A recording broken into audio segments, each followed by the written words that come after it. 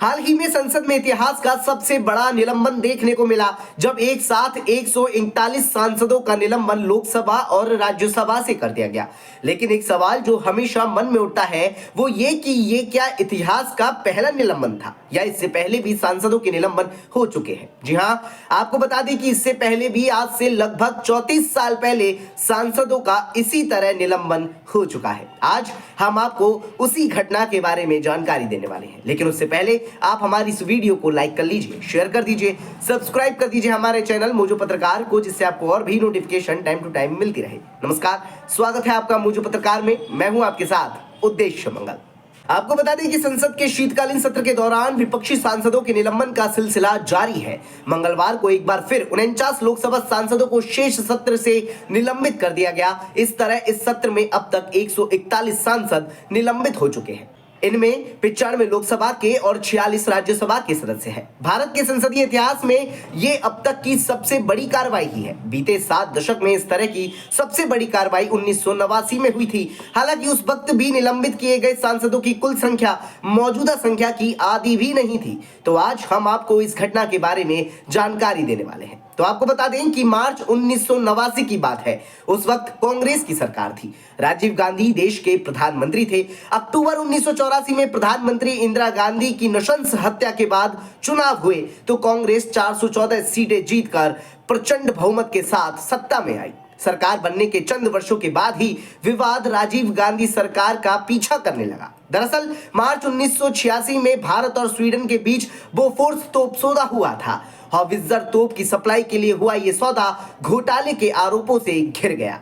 एक तरफ राजनीतिक दल भ्रष्टाचार के गंभीर आरोप लगाते हैं तो दूसरी तरफ सियासी समीक्षक बोफोर्स के मामले में अंग्रेज इतिहासकार लॉर्ड एक्टन के कथन का जिक्र करते हैं। लॉर्ड ने कहा था कि ताकत बढ़ने पर नैतिकता घटने लगती है। उनके कथन एब्सोल्यूट पावर करप्ट्स एब्सोल्यूटली की आज भी चर्चा होती है। 1989 तक आते आते विपक्ष राजीव गांधी सरकार के खिलाफ एकजुट हो चुका था। विपक्षी एकजुटता में बड़ी भूमिका निभाई कभी राजीव के ही करीबी रहे विश्वनाथ प्रताप सिंह ने। चुनावी साल में विपक्षी दलों के आक्रामक तेवरों से घिरी कांग्रेस पर लोकतंत्र विरोधी और विपक्ष की आवाज दबाने के गंभीर आरोप लगे। मार्च 1989 में संसद का बजट सत्र चल रहा था। राजीव गांधी के नेतृत्व वाले कांग्रेस शासन के दौरान इंदिरा गांधी हत्याकांड की जांच के लिए जस्टिस ठक्कर आयोग का गठन किया गया था। जांच के बाद 15 मार्च 1989 को जस्टिस एमपी ठक्कर के नेतृत्व वाले जांच आयोग की रिपोर्ट पेश किए जाने के दौरान लोकसभा में जबरदस्त हंगामा हुआ। कुछ रिपोर्ट्स के मुताबिक विरोध और हंगामे का प्रमुख कारण ठक्कर आयोग की रिपोर्ट के अलावा बोफोर्स तोप घोटाला भी था। इसके बाद विपक्ष के कुल 63 सांसदों को 3 दिन के लिए निलंबित कर दिया गया।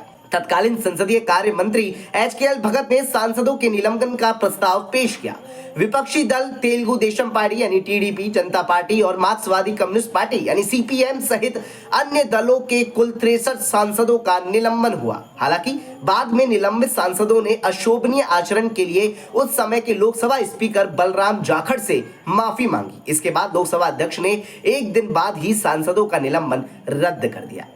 लोकसभा की कार्रवाई से जुड़े दस्तावेजों को खंगालने पर पता चलता है कि 15 मार्च के दिन दोपहर 3:03 पर निलंबन का प्रस्ताव पेश किया गया था। इस समय स्पीकर बलराम जाखड़ खुद आसन पर मौजूद नहीं थे।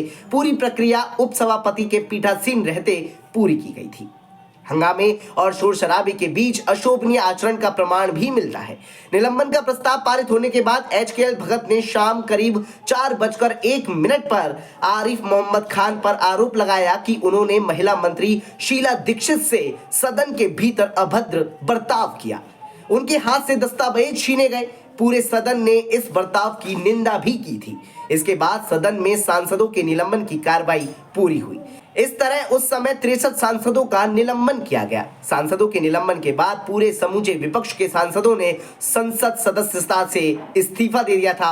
हालांकि चंद महीने बाद ही आम चुनाव होने थे। ऐसे में इन सीटों पर उपचुनाव नहीं हुए। साल के अंत में हुए आम चुनाव में 5 साल पहले प्रचंड बहुमत से सत्ता में आई कांग्रेस को हार का सामना करना पड़ा। पार्टी महज 197 सीटों पर सिमट गई। सबसे बड़ा दल होने के बाद भी कांग्रेस सत्ता से दूर हो गई। 143 सीटें जीतने वाली जनता दल के विश्वनाथ प्रताप सिंह देश के नए प्रधानमंत्री बने थे। जनता दल को भाजपा और वाम दलों ने बाहर से समर्थन दिया था।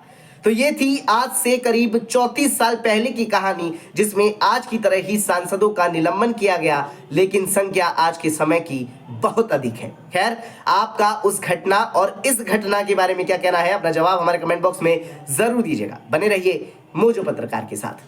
नमस्कार।